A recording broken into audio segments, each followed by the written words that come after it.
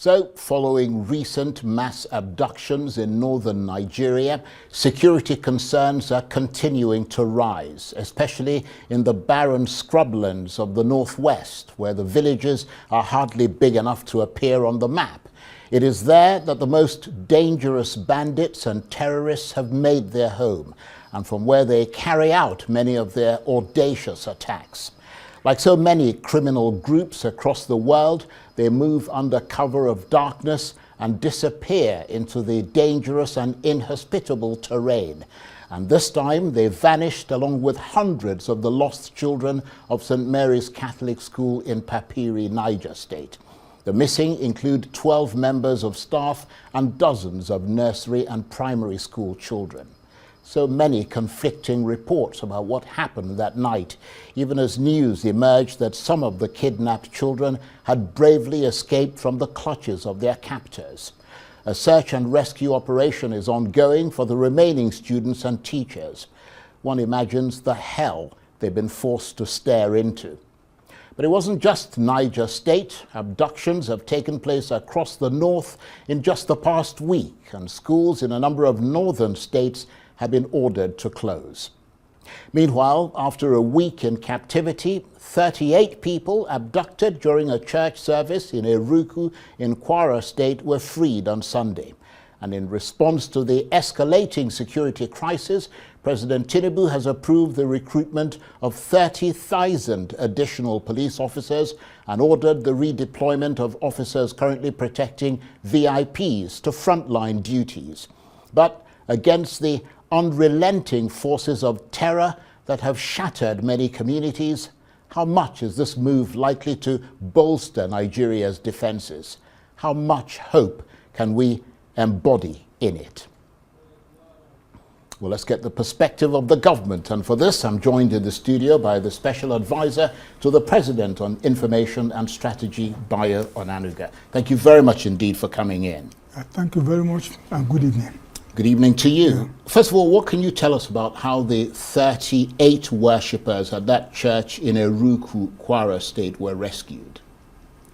Well, I think after the incident happened, and the DSS and the military were involved in the rescue efforts. I think they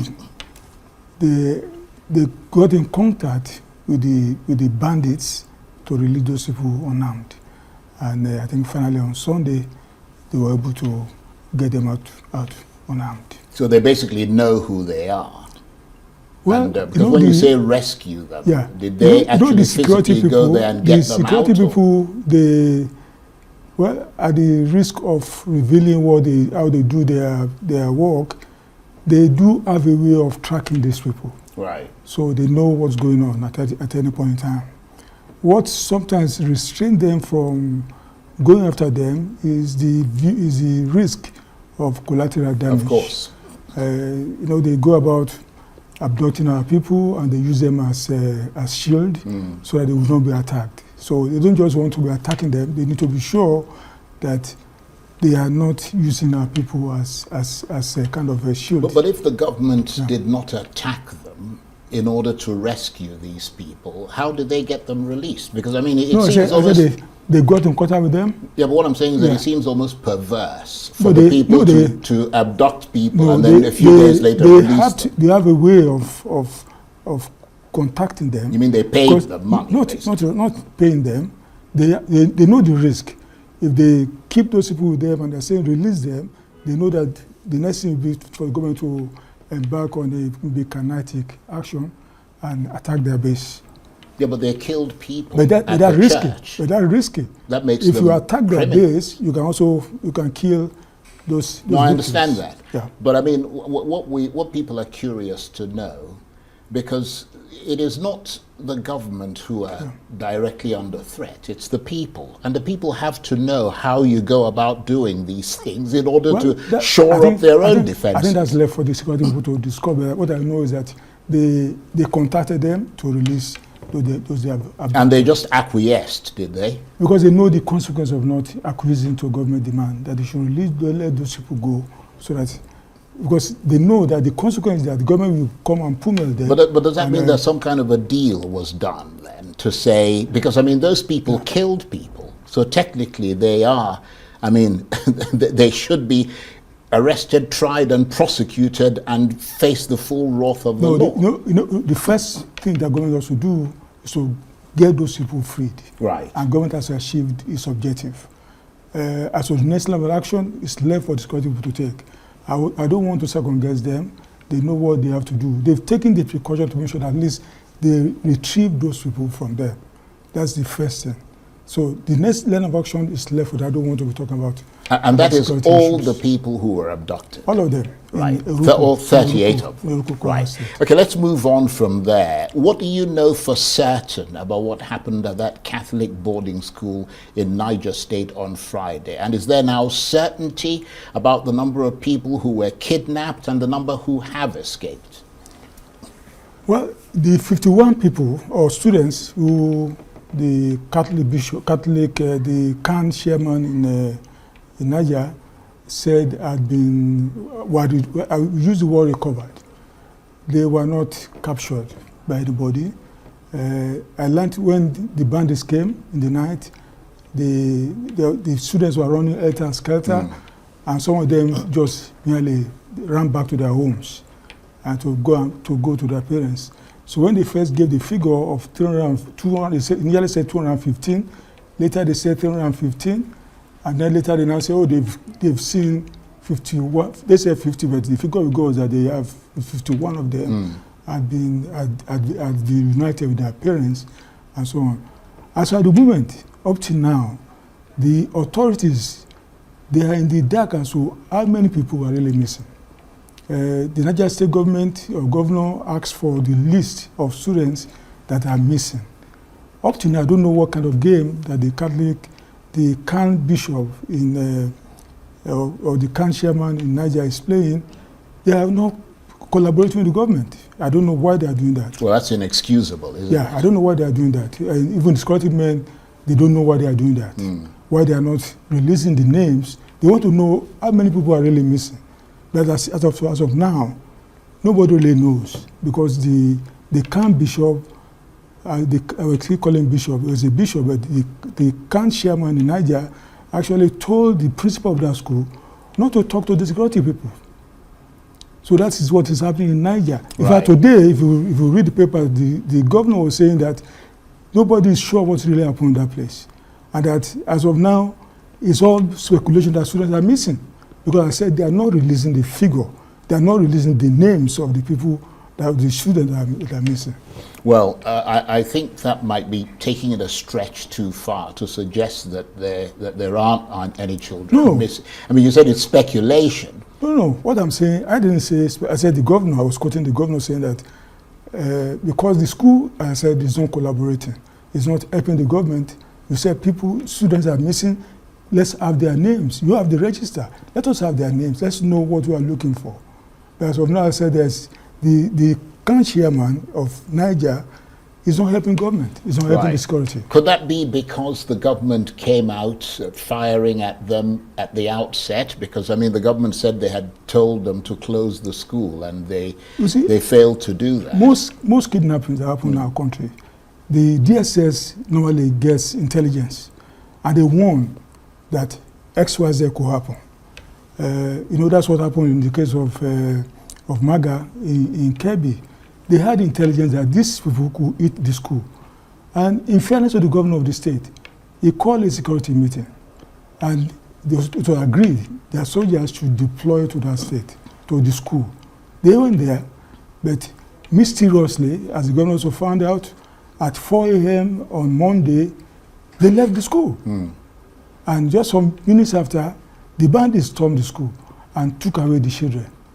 So the governor, as I said, I'm quoting the governor, he suspected some sabotage. That who was the person who asked the soldiers to leave the school? But the president must have been briefed on that. Yeah, of course, the president was briefed.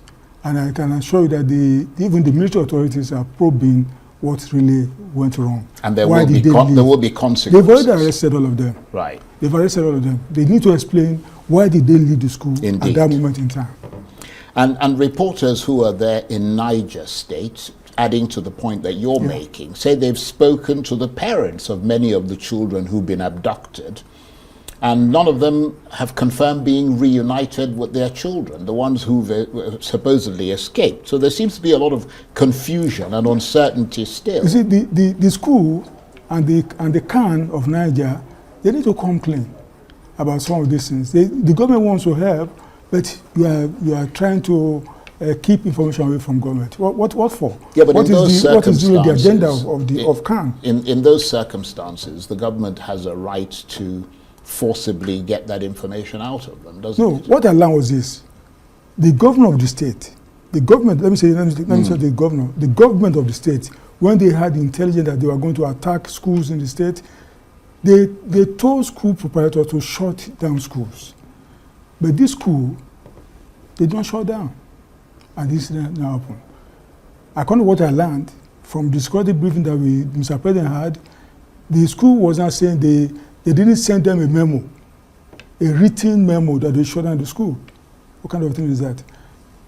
The authority can give a verbal instruction. Of course. It's an emergency. In such a situation. Yeah, can give, but they're saying they didn't have any written memo to close down the school. But some of the schools shut down on the basis of what government told them to do. So, and this is, as I said, the issue in Niger is for the Khan. I don't know. As I said, I don't know why they are playing the game they are playing. Let them collaborate with the DSS, with the military authorities, with the government of Niger State. Reveal to them, give them the list of the students that are missing. Let them know, oh, okay, we have 100 students, we have 200 students that are missing, so they can know what to do next. But everybody's in the dark. Well, they've given interviews, both, I mean, internationally and everywhere, basically giving the figures and the numbers. They've talked to a lot of reporters. In Kebbi, that was a list. When the incident happened, the military people produce a list of the missing students. They know who they're looking for. But in the case of Niger, I said, the Khan, I don't know the game the Khan is playing, the Khan of Niger, I'm not saying Khan nationally, yes. The Khan of Niger and the school, the game they are playing. Let them help the authority, let them help. But surely the authorities have the right and the responsibility in a situation of criminality that has taken place. I just told you that. I mean, to get the information, to extract that information. The DSS went to the school. The principal has disappeared. That's extraordinary. Yeah, the principal has disappeared. So only the Khan chairman, who speaks for the state, has been speaking.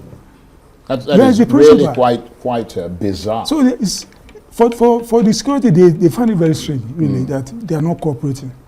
Why are they not cooperating? What is the agenda? Do they want to use it to lure Mr. Trump to come and bomb Nigeria or something like that? And this is, of course, one of the largest mass abductions of students in this country. And I mean, listening to you talk, I imagine it is of great concern and sorrow for you. We've heard that people who've taken these students are likely to be bandits who are likely to ask for a ransom payment. Has any such ransom demand been received? As far as I know, no. And no indication of who they are? Well, I said the security people, they know all the bandits that operate in that axis. They know them. They know them. So. What about their location? Is that known as well? They know. I don't want to be talking about the way they do their work, but I said they know all the gangsters operating along that route. So why can't they destroy them before they go and attack these places? I don't understand why they have to kind of wait. Collateral damage. Look, our people are living around where they operate. So you can't just go there. Look, something happened some years ago in, I think, Borno State. Ran. Even in somewhere, I think Sokoto or so, when the military thought they had the right satellite connection or something, and they went to bomb somewhere, only to find out yes, we heard they bombed the wrong people. Yeah. And they need to be very careful that in the course of chasing these bandits, you don't go and bomb innocent Nigerians. Yeah, but you just said they know where they are. I said no. They know where they operate. They know where they operate. Right. So basically, you don't really have a clue at this stage, and I mean you, not you in particular, but the government in general, about how to deal with this. I mean, that's the way it sounds. Government has a clue. I said, in the case of Niger, let the school authorities, let them even tell the security people, these are the people missing. So they know, they have a picture of what the problem they really want to deal with. Yeah, but you have a picture. I mean, everybody knows that according to the according school, to the CAN chairman, they said, more than 300 give us people have the been names. abducted. Give us the names. They don't want to give us the names. Why? What are they hiding? Yeah, but what about the people who've been reported to have escaped? I They mean, didn't escape. no, what I They mean didn't is, escape from the bandits. who hid away They were from not. Nobody took them away. right, okay. They ran at Asketa and they ran to their parents. Right, okay. The president says he's approved the redeployment of police from VIPs to the protection of sort of threatened sites. Do you know where they're being sent to, those police that have No, been... it's a matter of details for the police authority to work out.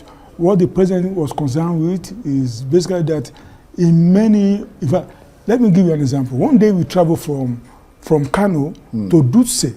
Kano to Dutse, about 2 hours on the very good road. Along that stretch, you only saw one police vehicle. One police vehicle. So it means from Kano to Dutse, once you leave Kano and you are facing Dutse, most of the areas there are ungoverned. So no security presence, no police, nothing. Well, the reason I'm asking you that is because, I mean, I'm wondering where they're being sent to, because we're hearing from people... Many of our, like Eruku, when that incident happened, how many policemen were in Eruku? I think I landed either 3 or 4. So they could do nothing. Yeah. Either 3 or 4. So with 3, in fact, and I land they had, out of the 3 or 4, they had only 1 rifle. That is bizarre. But that's also, that's a problem of the government. It's a real problem. So whereas you have our policemen, including anti-riot policemen or something, protecting big men in Nigeria, and they are fully armed. Why can't you send them? Yeah, but you're saying this as though you're suddenly realizing that this is what has been going. I mean, it's been going on for a long time. It's because, you know, if you want to fight all these crimes, you really need to have number. And we have number. We have policemen, not even enough, but we have number. Let's even deploy them to areas, vulnerable areas where they are most needed. And that's what government is doing. So look, we have policemen. I read a paper today that said about 100,000 policemen are guarding VIPs. 100,000, that will make a lot of difference. Yeah. If you share them out to vulnerable areas. Indeed. Along that axis of Northwest, if you send them there, they will really help. Absolutely. Because we're actually hearing from people in that Papiri community in Niger State, where these abductions took place, that security is still non-existent there. I mean, there are no checkpoints or any evidence of heightened security in that area. We've talked to reporters who are there. We're sending our own reporters there. And the expectation is that following such an attack, there'd be security personnel all over the place, gathering evidence, talking to people, but apparently this hasn't happened. And we're also hearing that the government, both federal and state, have not visited that area. I mean, why is that? Well, I'm aware that the Niger people have been there. They said they went to a neighboring community. They didn't go to that specific community. Even the DSS sent, I said they went there, they went to the school. The DSS went to the school. They went to the school, they visited the place. The military went to the school, they visited the place. Why are they, I mean, we're hearing of new abductions. ISWAP apparently abducted around a dozen female farmers in Borno State. Let me say something about security generally. I mean, why is it such a challenge for the government and the security force? Let me say something about security. Yeah. Some of the things that the president is thinking about to tell Nigerians. If you read the National Defense Policy, whatever they call it, security is the job of all Nigerians, all of us. So if 12 teenagers are going to the farm to harvest, I think they should tell the JTF or something that they are going, you know, these people will not come and capture one person. They want number. So if you are more than 1 or 2, you are going somewhere, let the security know that you are going somewhere. So they can give you protection. Not just go there and then you become a sitting duck and somebody will just come and say, hey, all of you, yeah, follow me. Everybody should be conscious of security in this country. Everybody, all of us. Even at our individual level, me, where I stay in Lagos, I'm very conscious of security. I know that I need to protect myself, and I make sure that I do everything possible to make sure that if you want to attack me, you will need to sweat. You need to break so many things to get to where I live. So people should take it seriously. Everybody, it's not the job of people in remote areas. It's not the job of Bola Tinubu alone. It's the responsibility of all Nigerians. We need to take our security very, very Indeed, seriously. but it is the primary responsibility of the government. And I was saying, that's the whole constitutional reason why they're there. Why would 12 teenagers go to the farm and just leave their security in the hands of nature? Well, let me read you this from the Catholic Archbishop Emeritus of Abuja, John Cardinal Onayukan. He was speaking on Arise News at the weekend, and I'm paraphrasing him. He says, and he's talking about your government, you fought for our votes with promises. You say we voted for you, so now do the work. Keep us safe. You have all the money of Nigeria at your disposal. Instead of always defending yourselves that there is nothing particularly wrong in Nigeria and that there is nothing taking place here that isn't happening in other countries, the government should tell the truth and agree that things are not good, because all the denials aren't helping this country at all and are not reflecting the mood of the millions of Nigerians who are living in constant fear and anxiety, not to talk of the millions who have suffered from insurgents, bandits, and violent criminals. Whether they are Muslims or Christians is another matter, but nobody can dispute the fact that Nigerians are being killed. What's your reaction to that? Of course, this government has never denied that Nigerians are being killed. This government is very much concerned about the killings going on, well, not in all parts of the country, in some parts of the country. And as I said, the government has been doing whatever is possible to stem all these killings. It's not that the government is not concerned. Anybody who says government is not concerned is not saying the truth. Yeah, but you see, you're always very moderate in your assessment and the way you communicate. But there are people in your government who are in pole position and are not are constantly denying that there is a problem. I'll give you one example. The same cardinal was talking about how the National Security Advisor, Nuhu Ribadu, came to the bishops' conference recently and was telling them how everything is now okay in Nigeria with security and all the rest, and nothing could be further. And we've heard him on television making these very loud, very sort of, huge sort of pronouncements of how things have been, they've crushed the terrorists and all the rest of it. And nothing could be further from the truth. And these bishops were wondering, what Nigeria is this man talking about? What planet is he on? Because surely it ain't planet Earth. Well, what has happened so far as, I think even for the NSA, we forced him to do a reality check. I think really, is Nigeria really having it good everywhere? No. It's clear that we still have problems. This war about banditry or terrorism is, it's an asymmetric war. We are dealing with people who don't follow convention. They do things, they want to embarrass you as much as possible. They want to bomb soft targets. That's why they go to schools and capture our children. They want to, anywhere that is open, they just want to go there and make sure, do maximum damage, in fact, maximum embarrassment to the military and police authorities, that they can cause anything that we embarrass, that we reverberate all over the place, and people say, oh, there are problems in Nigeria. I said, this government has never said, I know that since all these things blew open, nobody has said, I know all those people have been speaking for government have been saying, we have problems. We know that we have problems. Even the president said it, that we have problems. We know we have been having problems of killings and so on, but we are making efforts to ensure that we stem all these things. And government is really, I say, truly making efforts. Is the president going to talk to Nigerians about it? I mean, we've heard they've concluded discussions with the Americans in America. Are we going to be told, is the president going to address the nation and say what is going on? I think he will do so very soon. Okay. He will do so very soon. I hope so. Yeah, he will. And we're always grateful to you for coming in. Yeah, thank you very much indeed. Bayo Onanuga is, of course, the President's Special Advisor on Information and Strategy. Thank you for the update. Thank you for having me. And good to see you again. It's a pleasure.